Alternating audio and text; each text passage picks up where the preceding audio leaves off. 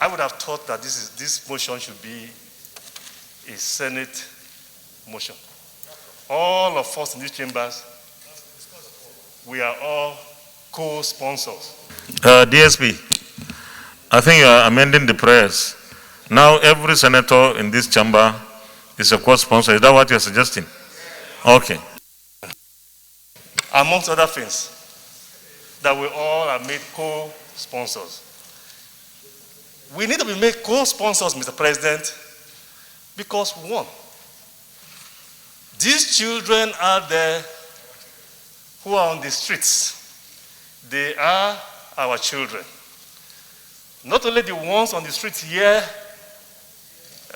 in Abuja, Lagos, and what have you, even the streets of the major Western capitals. They are all our children. Mr. President, about 2 weeks ago, I was in the US when that video that she just referred to went viral.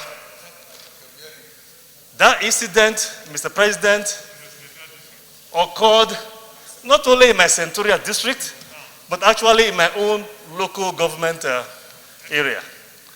While still outside the country, I did issue a release condemning what had transpired at that time.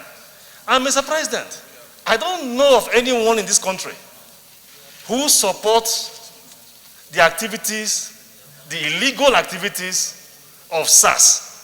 No one. Mr. President, I stand here, even myself, as a victim of SARS. Myself, I'm a victim. Today I use glasses, or a stronger prescription of glasses, because of what SARS did to me in 2015, when they poured, tear gas directly into my eyes. Mr. President, nobody here is a friend of the illegal or will condone the illegal activities of SARS. So when our children went on the streets demanding for an end to SARS, I think it was a call that everyone, not just in these chambers, but indeed everyone in this country, a cry that they could all identify with. I will continue to identify with that, provided, Mr. President, that the protest remains peaceful. And that's very, very important, Mr. President. It must remain peaceful. Peaceful because that is what the Constitution guarantees to them. They have a right to protest any governmental action that they are uncomfortable with, provided that it remains peaceful. Mr. President, what we have today right now is that the very lofty, the very genuine, the very good motivated actions of our children is being hijacked. Mr. President, my own children, like I said, my own children are in the streets of the US participating in this End SARS protest.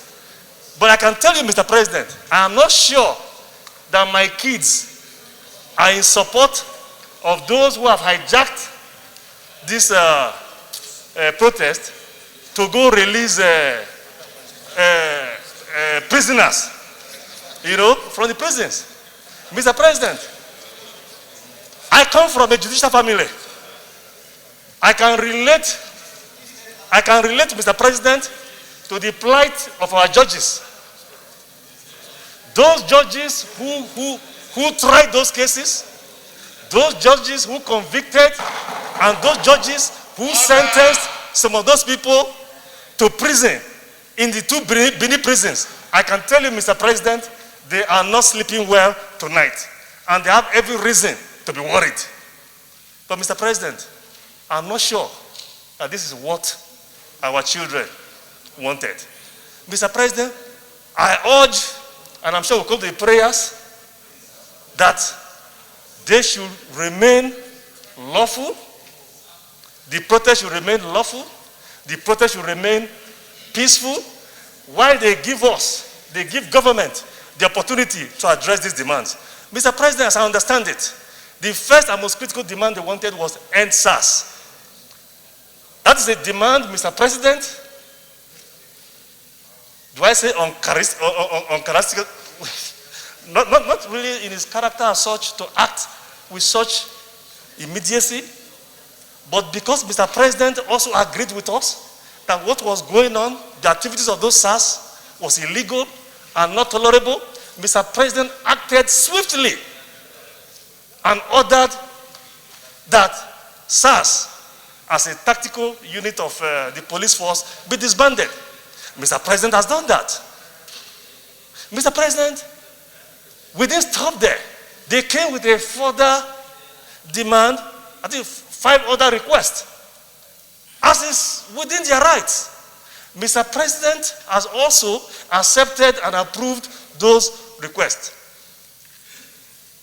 Mr. President, I want to appeal. These are our children. We don't want any harm to come to any of them. And we will not support any position that will create any harm to these children. We will never support that, Mr. President. But having said that, Mr. President, we want to appeal to those kids, our children, our kids.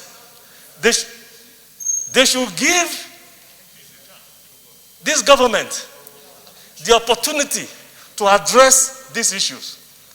As the mover of the motion pointed out, by the grace of my colleagues here and you, Mr. President, I am the chairman of the Constitutional Review exercise, the Constitutional Review Committee. Most of the requests they have made, they are constitutional issues. They are constitutional issues. They are not issues that Mr. President can, by fiat, take a decision on. If they continue to mobilize with the strength that they have today, they have the capacity to come before us and make this powerful case before us. And Mr. President, we are their representatives. We are their spokespeople. We are here to do their bidding. But Mr. President, we're a country of laws. We are governed by law. We are governed by law, Mr. President. Every decision we take is regulated by the ground norm. That's the Constitution, Mr. President. So they should give peace a chance, give us an opportunity to look into all of the issues they have raised. And Mr. President, they ought to know that we are here for them. We will not do anything that will harm them. We will do anything that will promote their interest. So, Mr. President, I want to thank you for the opportunity